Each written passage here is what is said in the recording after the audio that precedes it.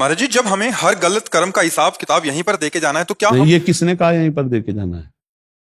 ऐसा तो नहीं कहा गया कि पूरा यहीं पर दे के जाना है। नहीं, यहां से लाद के ले जाना है। यहां तो जैसे आपको बताते हैं, बिल्कुल ऐसा पक्का समझना। जब आप चोरी कर में गए, आपको मन ने कहा कि चोरी करना पाप है, दंड मिलेगा, तो आपकी बुद्धि ने कहा नहीं, आप ऐसे चोरी कर लो। फिर जब पकड़े गए तो पुलिस घर से पीटती ले जाती है ना थाने तक। फिर थाने में अच्छी धुलाई होती है, फिर ठीक ठाक करके उनको लिए जज के सामने पेश किया जाता है। तो इतनी जो सजा हुई वो कोई सजा में नहीं मानी जाएगी। सजा तो अभी जज देगा। क्यों?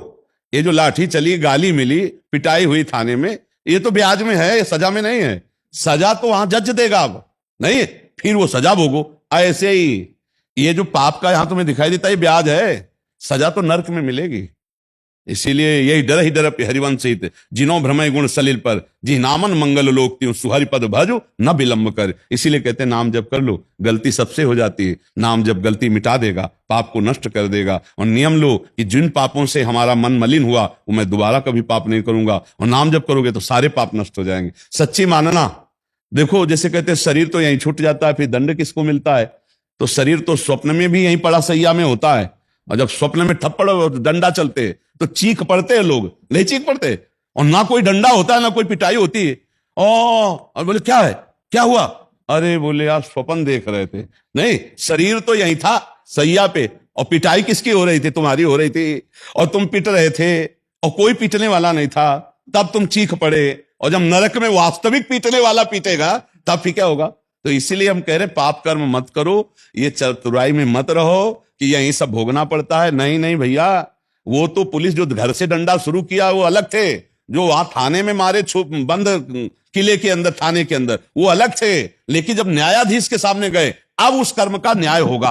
अभी तक तो ब्याजे में ठोकते रहे। तो ये बात हमारी पक्की मान लेना, यदि पापाचरण करोगे तो नरक में जो मिलेगा वो हिसाब होगा। और यहां जो तुम्हें ठकुराई किए, पाप किए, उसकी जो ठोकर मिलेगी वो यहां ब्याज है, पक्का समझो। यहां हिसाब किताब पूरा नहीं होता, पूरा तो यमराज के दरबार में होता है। जैसे पिटाई होने के बाद जज के सामने बढ़िया सुधार के कपड़े खड़े किए जाते हैं, और फिर वहां न्याय होता है कि 10 साल की सजा, की फांसी की सजा, या कुछ जुर्माना या दंड, वो होता है निर्णय। अगर यहां हो गया आपको सजा तो आप बच गए। और बहुत से ऐसे कर्म जिनका कोई दंड नहीं मिला, अब वो फल फूल करके नरक हमको भुगवाएंगे। इसीलिए नाम जप कर लो, जिससे नाम संकीर्तनम यस्य सर्व पाप प्रणाशनम, सारे पापों का नाश भगवान का नाम कीर्तन करता है। समझ पा रही सकी? ये भूल में मत रहेला कि शरीर तो यहाँ छूट गया, हिसाब किताब, दंड किसको भोगना पड़ेगा? तुम्हें। जैसे शरीर स्वप्न में सोया हुआ सैया पे बिल्कुल ज्ञान नहीं है, पर स्वप्न में जो हमें दुख सुख मिलता है वो भोगना पड़ता है।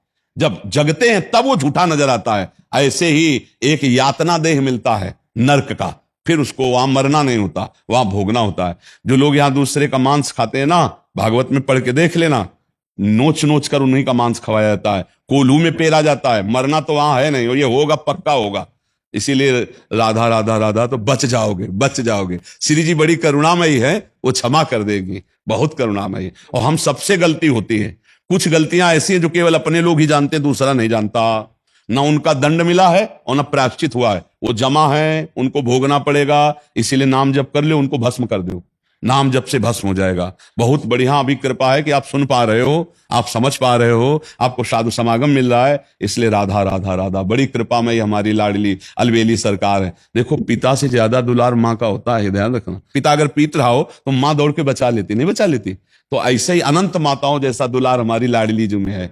इसीलिए मतलब हमको राधा राधा राधा राधा राधा राधा जब पुकारा तो लालजू भी प्रसन्न और लाडली जू भी प्रसन्न। इसीलिए सर्वसारम वृंदावन वासियों का राधा राधा राधा राधा।